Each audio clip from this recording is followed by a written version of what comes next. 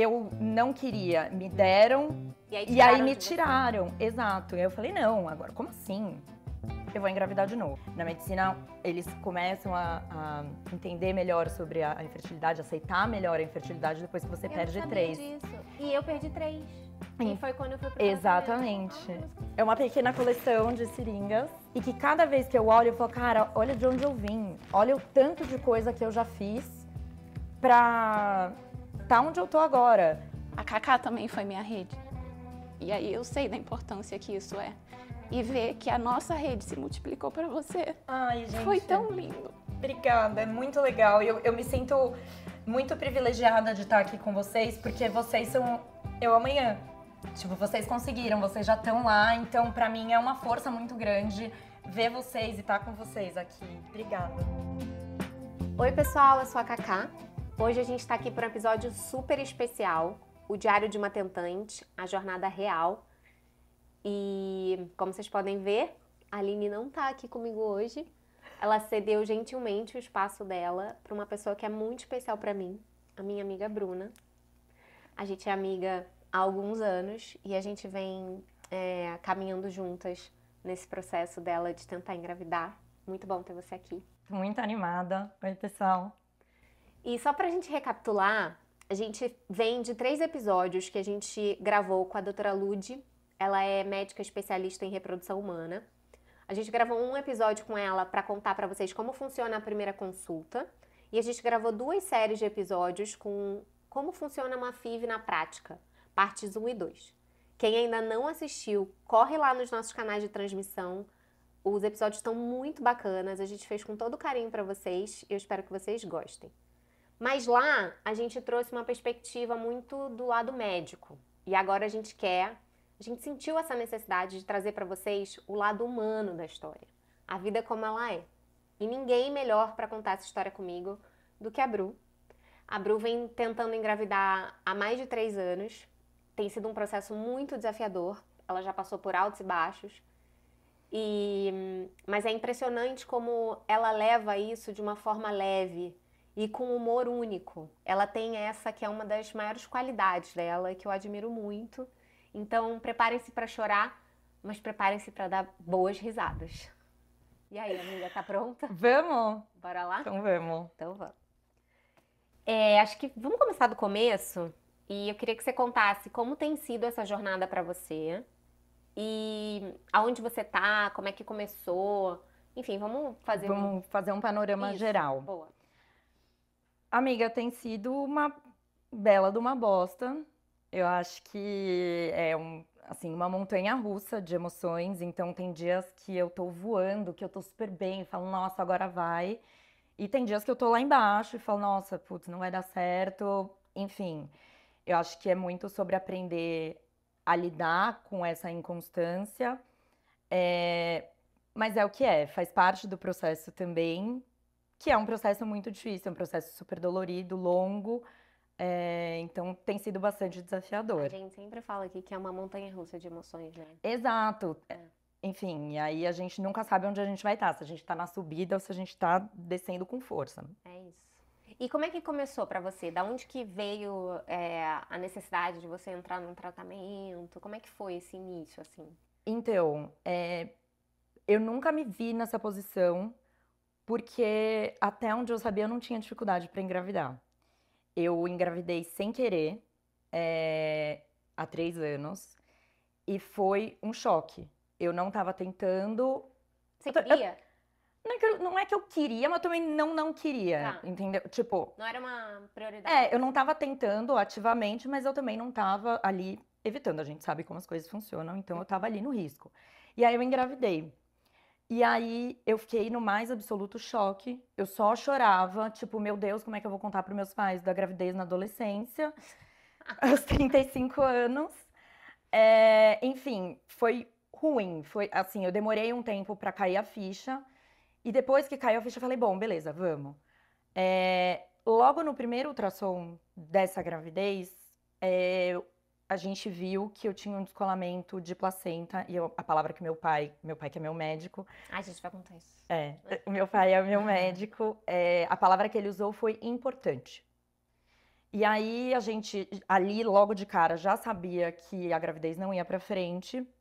Foi triste e tal, mas eu tava muito naquela de, é normal, a primeira gestação é super normal, enfim. Eu fiquei chateada, óbvio, mas meio no espírito de bola pra frente, vamos lá. Aí eu engravidei, aí eu tive uma sensação de que partido não queria do susto pro, não, eu quero demais. E vamos Parece tentar. que quando você não tem, aí é que você vai. É. Aí que você quer mesmo, né? Eu não queria, me deram, E aí e aí tiraram me de você. tiraram. Exato. E aí eu falei, não, agora como assim? Eu vou engravidar de novo. Engravidei de novo depois de poucos meses, na primeira tentativa. E aí foi só sucesso. Os ultrassons indo bem, exames todos redondinhos e tal. Já tinha contado pra família, já tinha contado pra amigo e tal. E aí eu comecei a ficar um pouco noiada depois de 9 semanas de que alguma coisa não estava certa. Apesar de todos os exames estarem ali corretos e tal, pedi pro meu pai para ir pro consultório fazer um ultrassom. E aí, quando a gente chegou no consultório, não tinha mais coração batendo. E aí não tinha muito uma explicação ali na hora, você não consegue saber. Essa perda foi super dolorida, porque já era um negócio que eu tava contando como certo. E além de tudo, eu tive que passar por um processo maior, que a gente já conversou sobre isso, você passou também, de fazer curetagem, e enfim, tem uma questão de decidir quando, como e onde É um fazer. marco, né? Esse processo. Exato, né? Marca porque muito. você tá grávida, mas não tem mais nada ali. E tem essa história de que você entra no hospital, que eu falei no meu episódio, que você entra no hospital, que todo mundo entra pra ter bebê e você entra pra tirar o bebê de Exatamente. dentro de você. Você tá indo fazer outra coisa, que é Exato. diferente do que todo mundo foi fazer Exato. ali. É um sentimento horrível. E aí, depois disso, eu entrei muito no eu não quero mais, eu não vou mais passar por isso, eu não vou mais me submeter a isso. E entrei, me fechei total, foi muito ruim, muito difícil pra mim psicologicamente. Eu comecei a buscar tratamento nessa época, psiquiátrico. E aí as coisas ficaram mais leves, eu dei uma pausa, tal. E aí eu engravidei de novo, sem querer, sem perceber. E eu não soube que eu tava grávida. Porque entre engravidar e perder o bebê, não deu tempo de saber. Então eu só soube depois que, enfim, a minha menstruação tava muito longa. E por desencargo, o meu médico pediu um beta e o beta tava positivo. Meu médico pai. O meu médico, meu pai, pediu um beta e o beta tava positivo, mas não positivo, parabéns, você está grávida. Crescendo lá os números. Era um beta baixo, mas não era um beta negativo. Então ficou aquela sensação esquisita de tipo, putz, você engravidou e você perdeu e você não soube. Esse último foi uma sensação diferente, bateu em mim diferente, porque eu acho que é um marco importante de você perder 3 gestações. Na medicina, eles começam a entender melhor sobre a infertilidade, aceitar melhor a infertilidade depois que você perde 3. Disso. E eu perdi 3. E foi quando eu fui pro Exatamente. tratamento. Eu não sabia. E aí, enfim, posso estar falando uma mega mas- besteira aqui, mas no meu caso foi isso. Perder o terceiro bebê me abriu muitas portas. Então eu vi aquele cenário com muita gratidão, assim, com o sentimento de beleza, agora vai. Depois da segunda gestação, eu já tava meio querendo ir pra FIV, mas não tinha indicação e tal. Depois do terceiro, parem as máquinas. E aí, eu fui pra uma médica de Vou infertilidade. pesquisar o que tá acontecendo. Exato. E aí eu fiz um caminhão de exames, meu marido fez um caminhão de exames, tudo certo. Investigou e não tinha Investigamos. diagnóstico. A gente não tinha nada, mas a indicação ainda era FIV por causa do histórico. E aí parti primeiro para coleta de óvulos para fazer os embriões. E aí começou a dar tudo muito certo.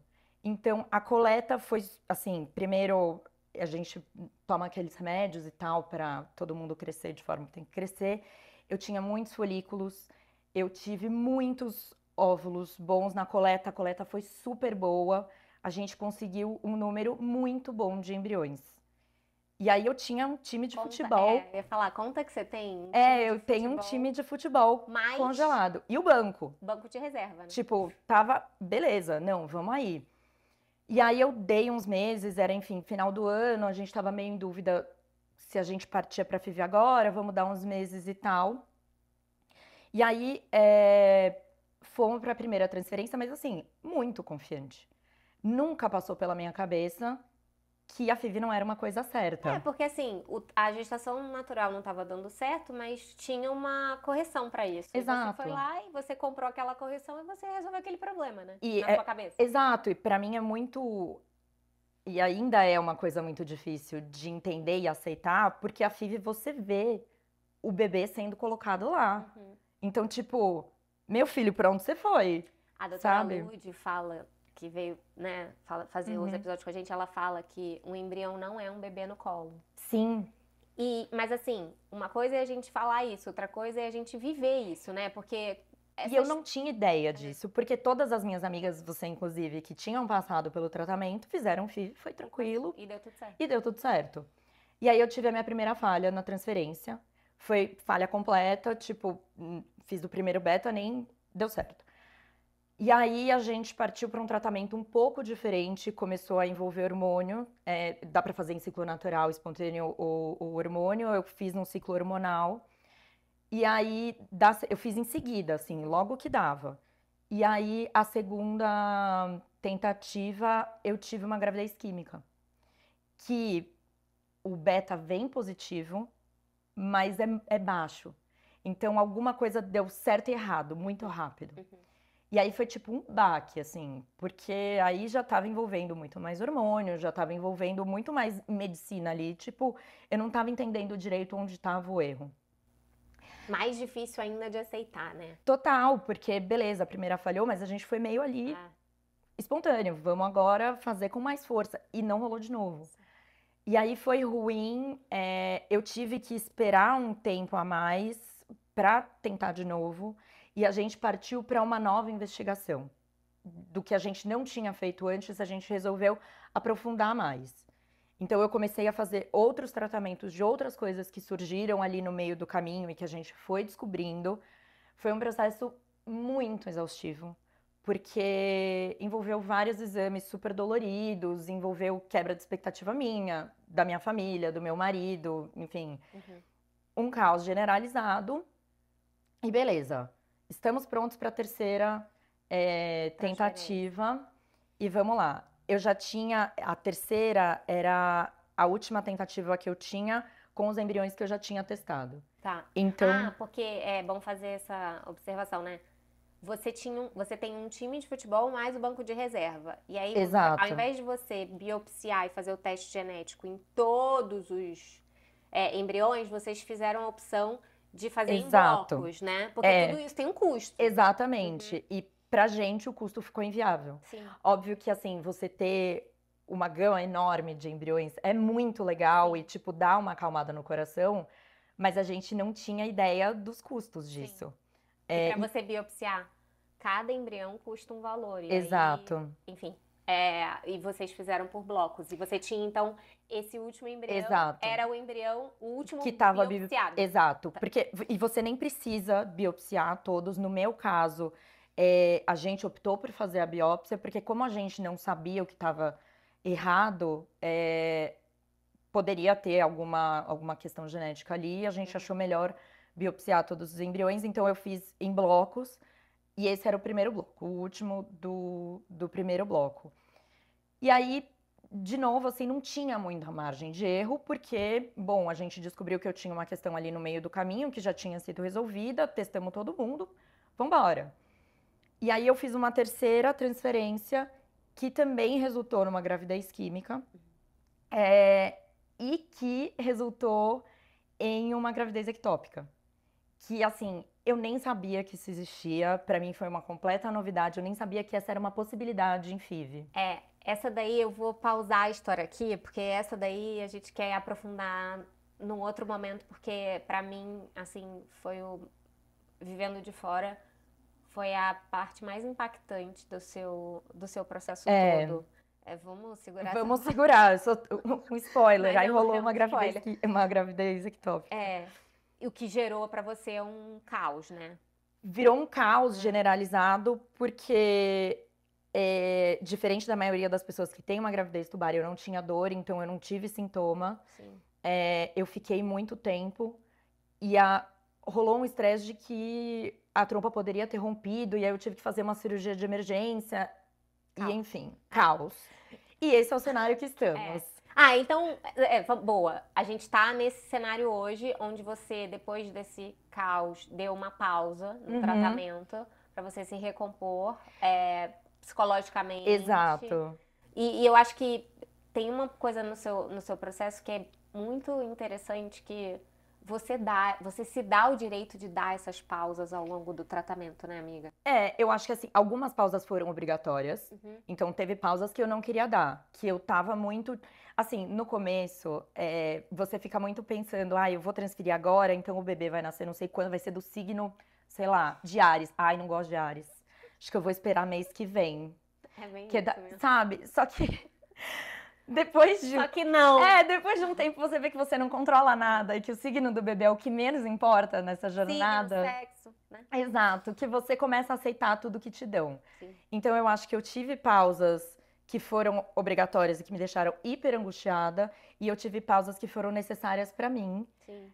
de sentar e conversar com meu marido e falar, eu não consigo agora, eu preciso juntar os meus cacos aqui e depois a gente Eu acho conversa. isso de uma inteligência emocional tão grande, assim.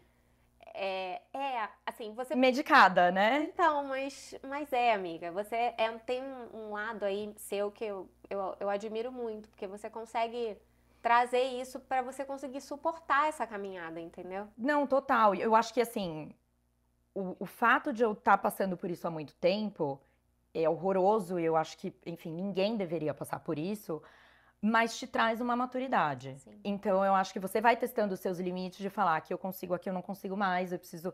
Enfim, você vai meio que rodando por aí. É isso.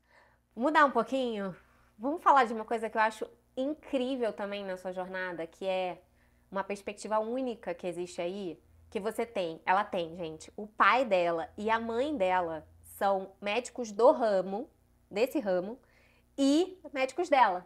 O pai dela é o ginecologista dela. Eu queria que você contasse um pouquinho como é que é ter o seu pai e a sua mãe do seu lado nos dois papéis. É um Pai caos. e médicos. Caótico, mas eu acho que na nossa dinâmica funciona muito e não poderia ser diferente. O meu pai é meu ginecologista desde sempre. Então, vamos dizer que quando eu era mais nova, era muito pior. Hoje em dia, né, cada um aceitou o seu papel. Mas assim, eu acho que é muito difícil, eu acho que é um desafio para todos os envolvidos, para mim e para eles, separar o médico da família. Então, para mim é muito nítido quando meu pai para de ser meu pai e entra na skin médico, ele vira médico e ele me trata como paciente, e você vê que ele fala diferente, a postura dele é diferente. E a minha mãe tem mais dificuldade de separar as coisas, tanto que assim, ela tá muito mais afastada dos tratamentos do que o meu pai, que tá na linha de frente, que conversa com todos os meus médicos, que tá ali, tipo, no núcleo duro de todos os tratamentos. A minha mãe hoje em dia é muito mais a minha mãe, a pessoa que eu uso como válvula de escape, que eu ligo pra desabafar, que a gente chora e tal. E o meu pai é meu médico, eu ligo muito pra resolver questões, tipo, isso tá acontecendo, o que eu faço, ou tipo, quais são os próximos passos e tal. Mas é um desafio, porque vira uma salada, né? Então, e aí você falou agora, por você ter os seus pais médicos, os amigos deles são médicos, todo mundo é médico. Então você tem uma mega equipe médica, gigante, né? E aí eu quero te fazer uma pergunta. Essa mega equipe médica, já achou o seu diagnóstico? Vocês sabem o que você tem? ainda não. Eu tô num momento em que eu tenho muitos diagnósticos e nada certo, nada definido, o que é muito frustrante. E aí, por enquanto, eu não tenho uma resposta de é isso, vamos resolver e vamos partir para esse tipo de tratamento.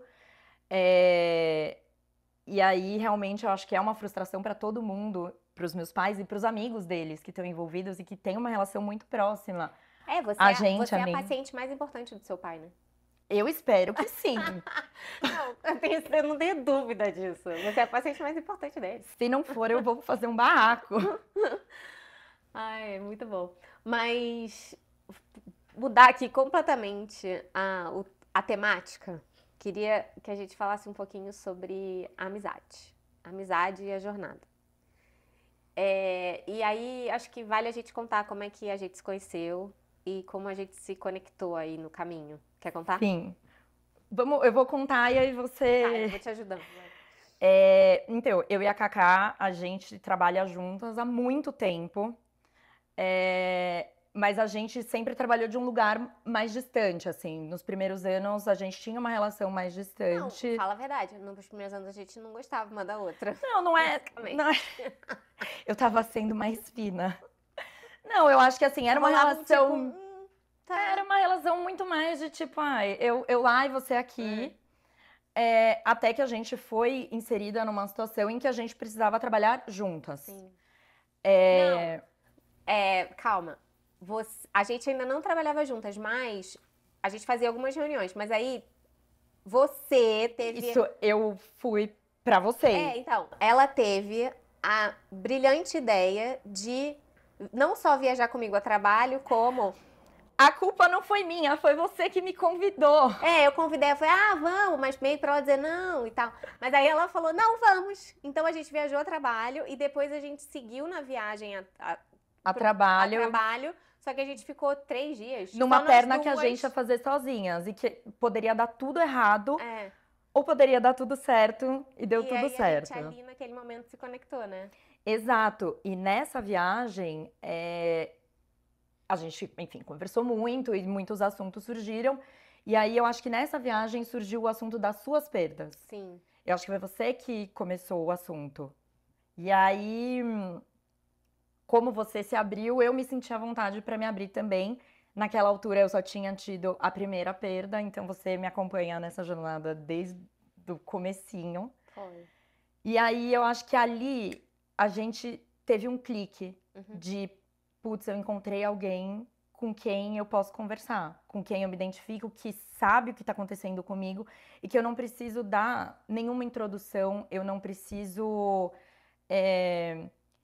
dar um contexto e nem explicar, sei lá, às vezes você tá chateada por uma coisa super pontual que uma amiga sua que não tá passando por isso vai te achar a pessoa mais fresca e, sei lá, babaca do mundo de estar chateada com certas coisas que você não tinha. Não, e eu acho que a gente pode se falar coisas dessa etapa da nossa vida que podem não ser corretas, porque às vezes não são mesmo, né? Mas a gente pode falar uma pra outra. Total. E a gente não vai julgar uma outra, né? E eu acho Porque que a gente parte do mesmo lugar. Exato. E é muito incrível quando você conhece uma pessoa que saiu do mesmo lugar que você. Pra vocês caminharem juntas. E, assim, pra mim, você foi uma pessoa essencial em tudo que eu passei até aqui. Porque você era uma pessoa que tava à minha frente. Então, você me poupou de muitas coisas que eu poderia ter passado e que eu não passei porque você virou e falou: ó, isso aqui aconteceu comigo, e isso é um exemplo. Quando eu perdi o segundo bebê, eu lembro que eu te liguei no trabalho e falei: ai, eu preciso te ligar, aconteceu uma coisa. E a gente entrou em reunião. E aí, eu comecei a te falar que eu tava grávida e que eu tinha perdido e tal. E aí a gente começou a chorar no trabalho. E aí eu lembro muito, me marcou muito, que você já tinha me contado há muito tempo da sua curetagem e que você tinha feito curetagem na maternidade. E eu bati o pé com todas as minhas forças pro meu pai para não fazer na maternidade. Porque tinha sido tão dolorido para você que eu falei, cara, eu não vou passar por isso. Eu já sei que eu não preciso passar por isso, porque a Cacá me explicou e me falou, e, enfim, eu vou usar da experiência da Cacá para mim. Então, eu acho que quando você tem uma pessoa ao seu lado que já passou pelo que você está passando, te ajuda muito, te poupa de muitos caminhos que já são muito doloridos e que você não precisa passar quando você se abre, enfim. Então, ai, amiga, você foi totalmente perfeita, essencial para mim. Não queria que você chorasse. Não chora agora. Não vamos chorar. E do outro lado, amiga, como é que é ter amigas que não passaram por isso, E também estão ali pra te apoiar, sabe? Porque no final todo mundo quer o seu bem, e aí dá uma opinião, mas pensando. Não solicitada, mas que vem de um Exato, lugar mas vem de um- legal. É isso. Como é que você lida com isso? Hoje em dia, eu lido beirando a má educação, assim, eu acho que eu passei por muitas fases e hoje eu tô numa fase de que eu prefiro chatear outras pessoas do que me chatear. É, E eu acho que abrir o processo que eu estava passando e contar com as minhas amigas, enfim, dividir com as minhas amigas, dividir com a minha família e tal, foi essencial para chegar no momento em que eu tô hoje. Porque durante muito tempo as pessoas ficavam para mim, e aí, vocês não vão ter filho? E aí? E o bebê vem quando? Aquelas perguntas, né? Exato. E eu tava casada há um tempo, tô casada há um tempo, e é óbvio que as pessoas têm uma curiosidade natural, as pessoas querem o seu bem, querem saber como você tá lidando com as coisas e tal. E eu não podia falar, tipo, eu tô tentando, mas eu não tô conseguindo. E a partir do momento em que eu fiz isso, pra mim foi extremamente libertador. Eu acho que eu quebrei uma barreira muito grande com as minhas amigas que não tiveram problema nenhum pra engravidar. Porque é natural as pessoas terem dúvida, é natural as pessoas terem curiosidade, principalmente quando elas são próximas a você e elas Querem o seu bem, querem né? o seu bem. Sim.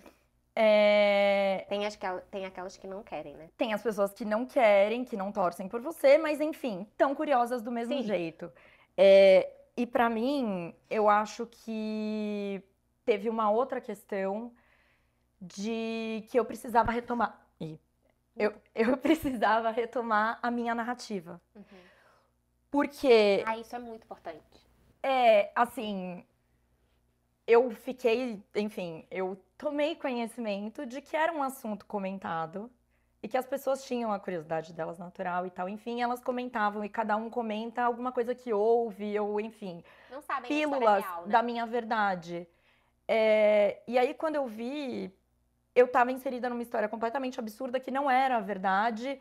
E eu, tipo, gente, por que que as pessoas estão comentando da minha vida? Prefiro eu falar pra vocês. Tipo, eu queria que as pessoas tivessem abertura comigo de vir me perguntar. E eu percebi que as pessoas não têm essa abertura se você não dá. Sim. Então, eu Olha decidi só, abrir outra o jogo. inteligência emocional que só ela tem, entendeu? Quem vai parar pra pensar nisso? Você. Mas é que foi ao longo de, né, enfim, anos. E aí você decidiu abrir o jogo para as pessoas que você conhece, mas você tem também uma coisa muito legal, que ela é jovem, que ela tem um Instagram para os mais chegados, digamos assim. E aí, lá nesse Instagram, você traz várias coisas. Eu já vi a Bruna de toalha, na cabeça, enrolado. Já vi ela de toalha, já vi ela acorda e ela vai lá e começa a fazer a maquiagem dela e fala com a gente. Uma influencer que, assim, pros poucos, Que digamos eu assim. descobri essa semana que isso se chama Dix entre ela, os jovens. ela é jovem. E eu entendeu? não sou jovem, mas eu tinha um Dix. E eu não você sabia. E aí ela tem esse espaço onde ela compartilha coisas absolutamente aleatórias, mas ela fala da jornada, né? Do tratamento Exato. e tudo. E aí você traz isso nos seus pros seus mais chegados, que eu não quero abrir o nome de como é que é a conta dela, porque nem só os exclusivos podem estar lá. Mas enfim, tô brincando.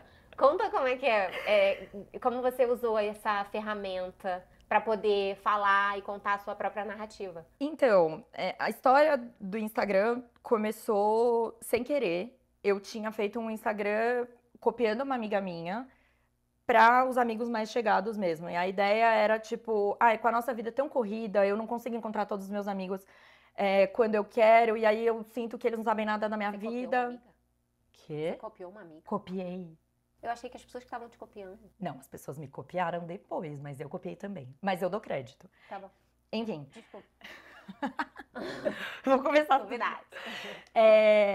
E começou sem querer, comigo pensando em como é que eu vou atualizar os meus amigos na minha vida, porque cada vez que eu saía com alguém era um saco, eu precisava explicar tudo de novo. E aí, enfim, quando eu entrei nesse contexto de FIV, cada vez que eu saía com um grupo de amigas diferentes, a FIV dominava o assunto.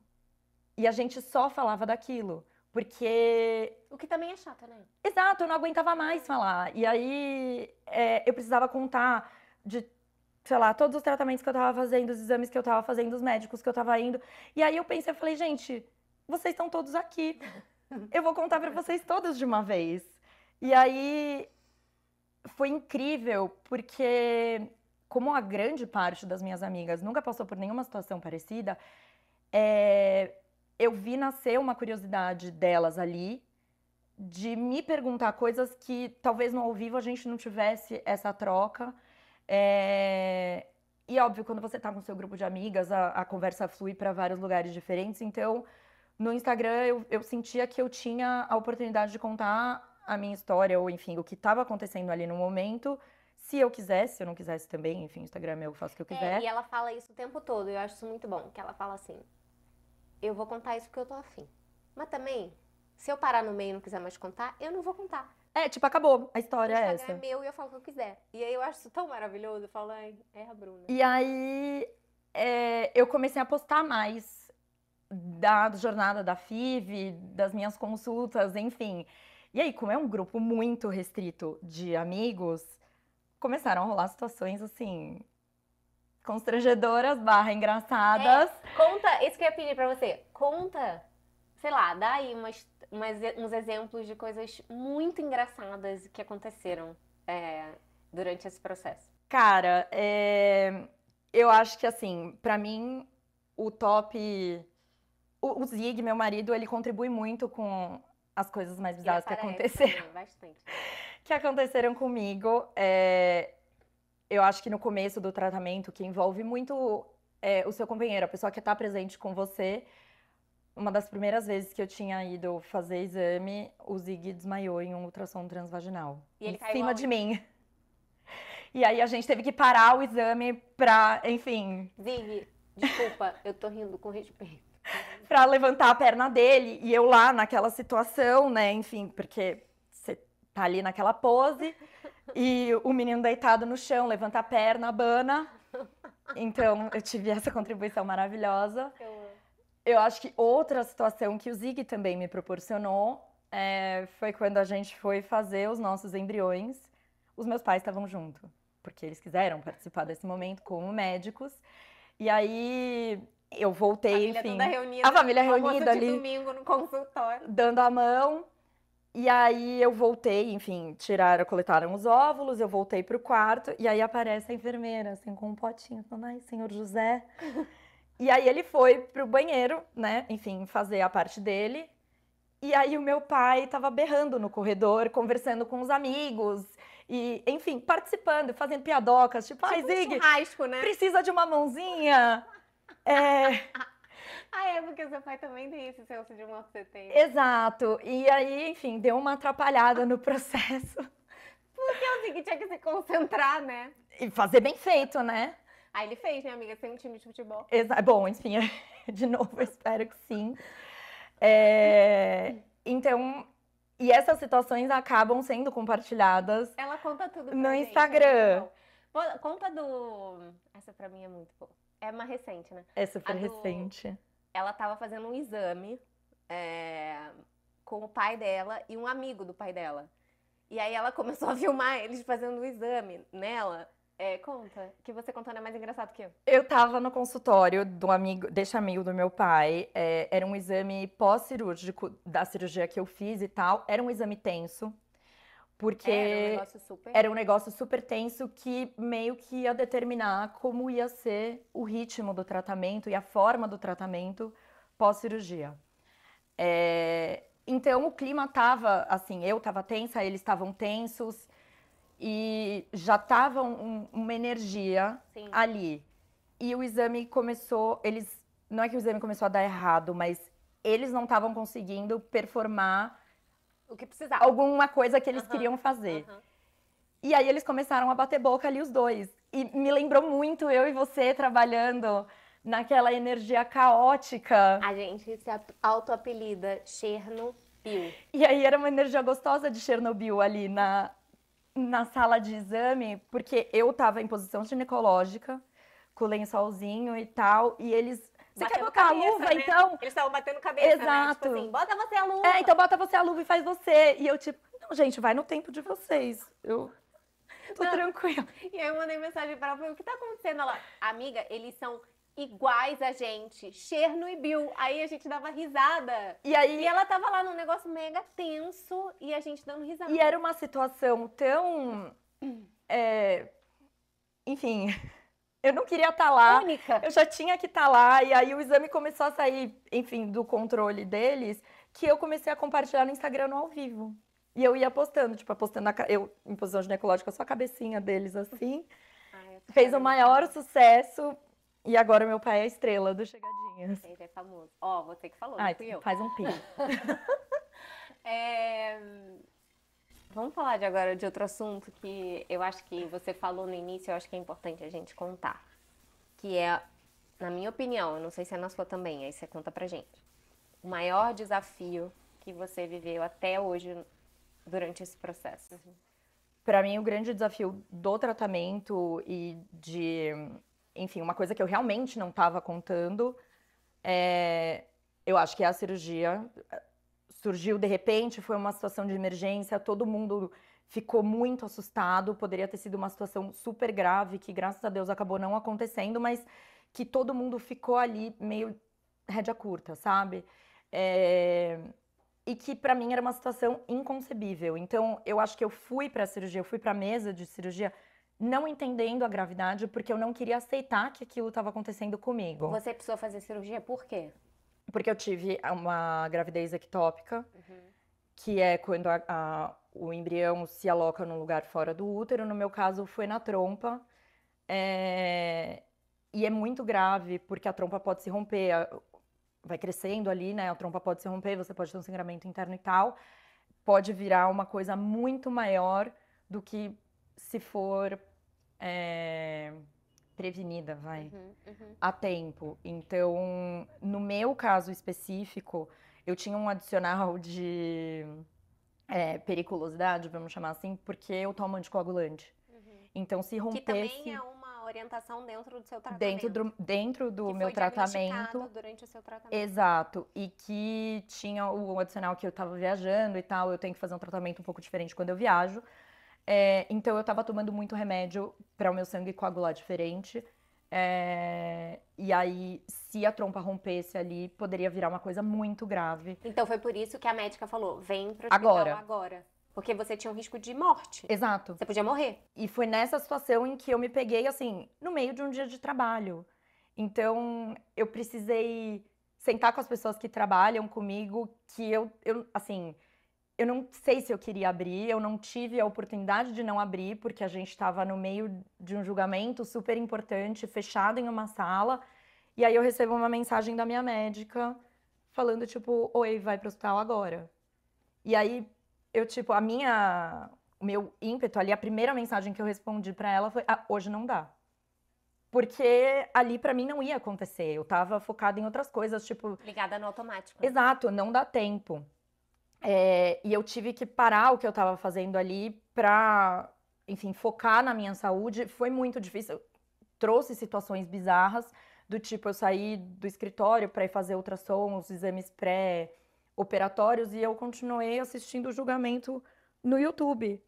Porque eu achava que eu ia continuar trabalhando, que era um negócio assim pontual, e que eu estaria ali, enfim, de volta no dia seguinte, 2 dias depois e tal. E acabou que foi uma cirurgia muito maior do que a gente estava planejando. Quando os médicos entraram para ver e tal, tinha outras questões acontecendo que eu também não estava contando. Então, parece que só vai adicionando coisa na minha pilha. E eu acho que... E aí, seu pai e sua mãe estavam estavam na sala, minha mãe estava comigo no pré-operatório, e aí é uma coisa muito específica do meu caso. A anestesista que trabalha com meu pai estava no meu casamento, eu mandei a lista de doces que eu tinha feito para ela fazer no casamento dela. A instrumentadora do meu pai é uma pessoa que eu conheço também e que estava ali comigo no pré-operatório. Então, tipo, a minha preocupação ali no momento era, tipo, ai, não deixa meu pai cortar as minhas pulseiras. Sabe, umas coisas que, tipo, eu não tava alcançando O problema, o né? problema, e eu tava querendo conversar ali com todo mundo, fazendo piadinha e tal, enfim, mas era uma situação super grave. E você falou do julgamento, eu estava participando também desse trabalho e eu não estava nem em São Paulo, né, quando isso estava acontecendo. Exato. E depois que eu falei com a Bruna, com você, eu entendi, né, a magnitude, porque eu acho que nem você sabia. Na hora eu E, não entendi cara, também. foi assim, pra mim foi tipo, por que que eu não tava com ela nesse momento, sabe? Até hoje eu penso nisso, eu falo assim, cara, por que que eu não tava colocando as coisas em perspectiva e em prioridade? Porque a Mas gente eu acho não que tinha essa, a gente né? não tinha essa ideia. Eu acho que eu precisei de um tempo pra absorver o que aconteceu. Então, eu tava muito no automático ali, no prático. Tanto que a minha médica me ligou e falou que, enfim, eu ia precisar ser operada e tal, e que era hoje, não tinha uma gordura ali pra queimar. Eu liguei pro Zig, né, enfim, porque ele também estava trabalhando. A primeira coisa que eu falei pra ele foi: eu preciso que você não surte, porque eu não surtei, então você precisa se segurar. Pra me ajudar. Contei pra ele o que estava acontecendo. A primeira coisa que ele me respondeu, ele falou: tá bom, eu preciso de 5 minutos, eu já te ligo. E aí ele teve o surto dele, enfim, privado, Sozinho, separado, sem saber, e depois ele veio e tava do seu lado. com tudo pra me apoiar, mas ele precisou. É muito. Essa jornada a gente sempre fica falando da gente, tipo, ai, como foi ruim pra mim, como. Não sei o quê, mas tem outra pessoa intimamente envolvida Sim. e que tem um trabalho muito diferente, que pode fazer muito menos, Sente vai. também, né? Exato. E E que a sente gente- igual. E quanto tempo durou sua cirurgia? Foi uma cirurgia super longa, durou 5 horas.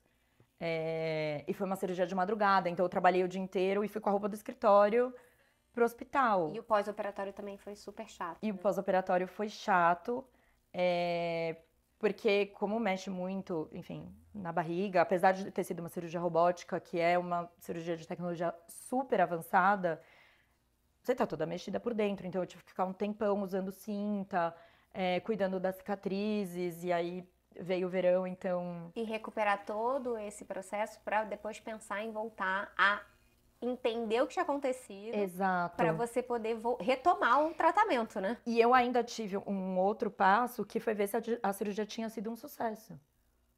Poderia não ter sido e eu precisaria ser reoperada. E que foi esse o exame que eu fiz com o meu Foi pai e com o amigo. Então, Chernobyl. exato. E aí, por isso que esse exame era tão tenso. Porque, como era o exame pós-cirurgia, a gente precisava saber qual tinha sido o resultado. Poderia ser um resultado muito ruim, vai, e que eu precisaria ir para a mesa de cirurgia de novo e Mas atrasar graças mais a Deus o processo. foi um sucesso. Super. E agora você tá. Em que momento você tá agora? Tô colecionando médicos.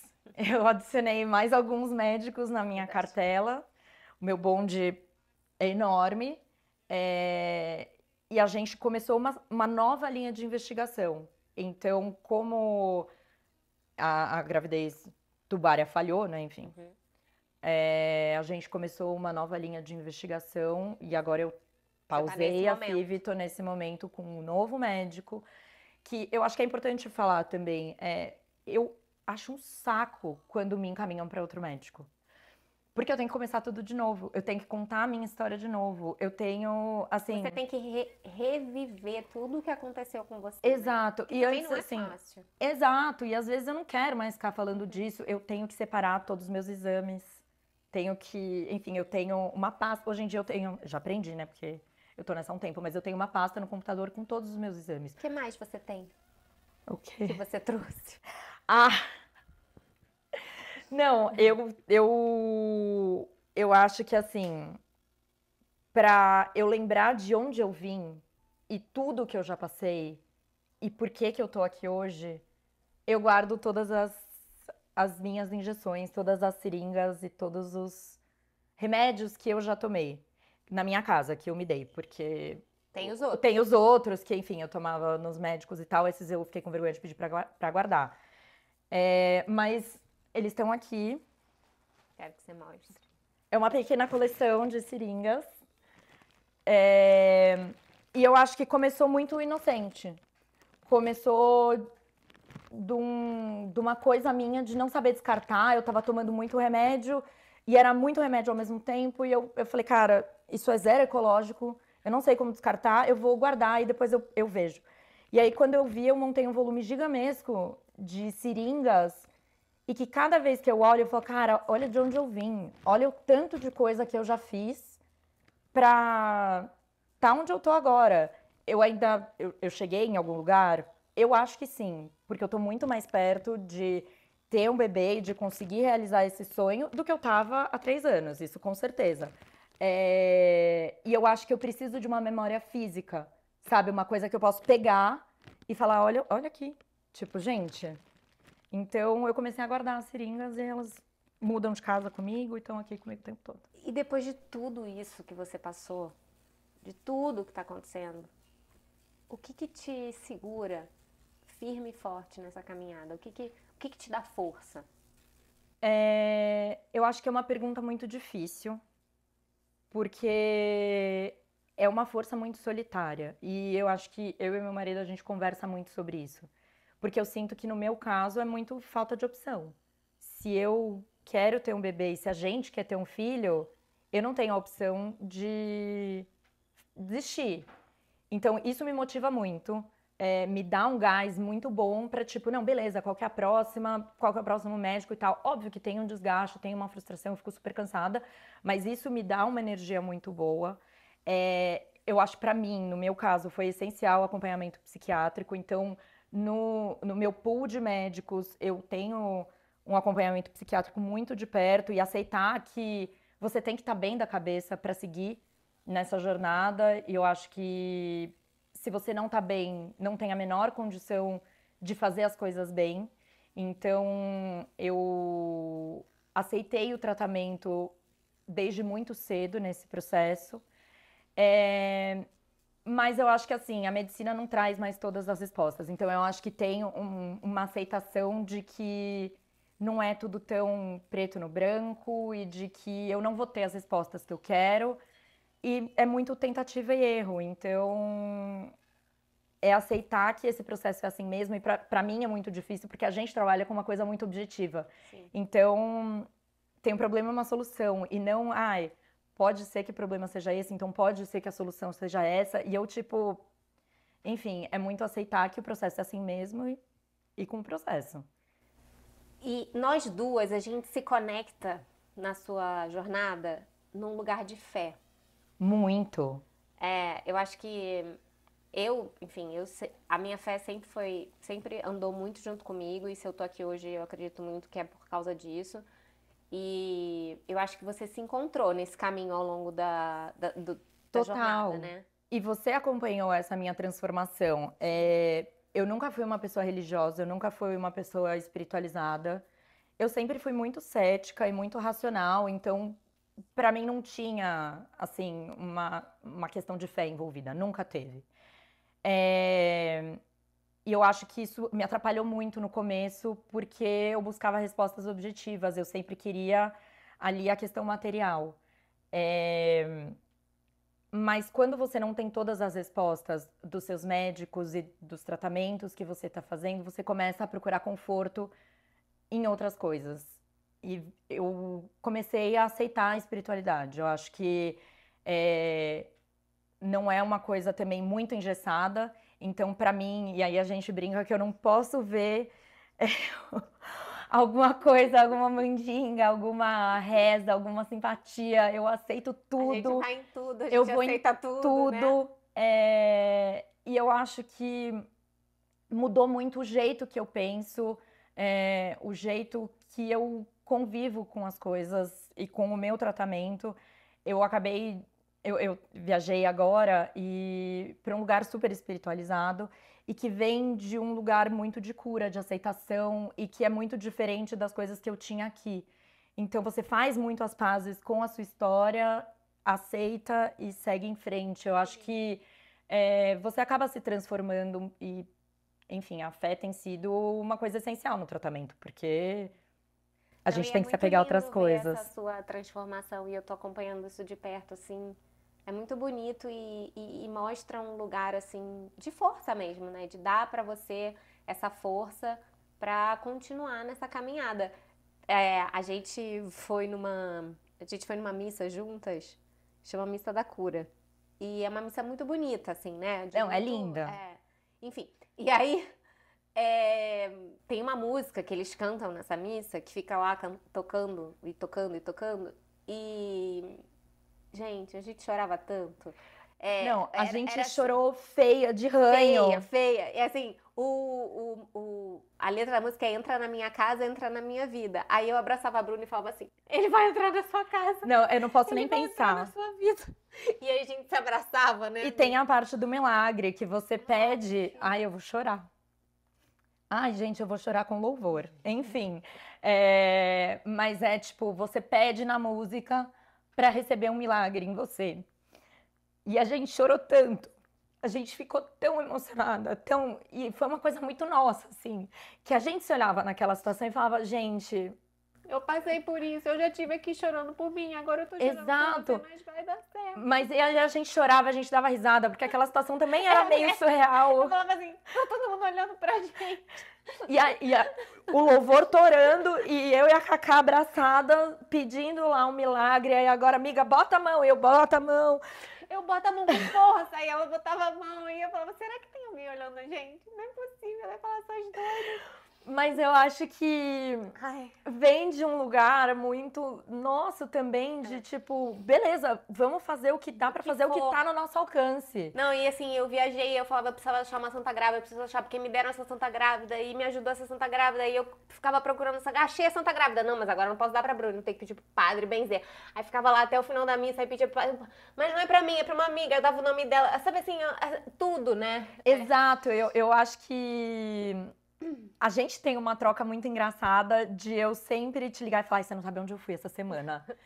E é sempre... Aí eu falava assim, eu quero ir também, me leva, né? E é sempre um lugar diferente, pra fazer alguma coisa diferente, pra receber boas energias, uma bênção diferente. Eu acho que você passa a acreditar em uma coisa maior. Existe uma força superior que tá Exato. acima de tudo.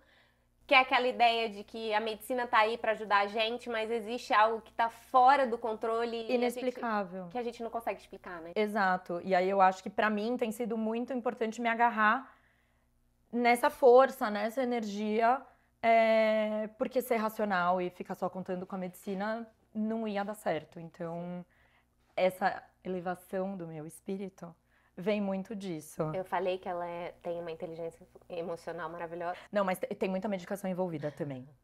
Eu acho que tem um aspecto muito difícil, uma frustração, e eu acho que vem até de um lugar de perda mesmo. É uma coisa muito...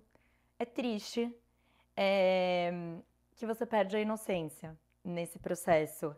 É uma dor, assim, que eu tenho e que eu já compartilhei algumas vezes, de que eu nunca mais vou ter aquela felicidade de ver um teste de gravidez positivo.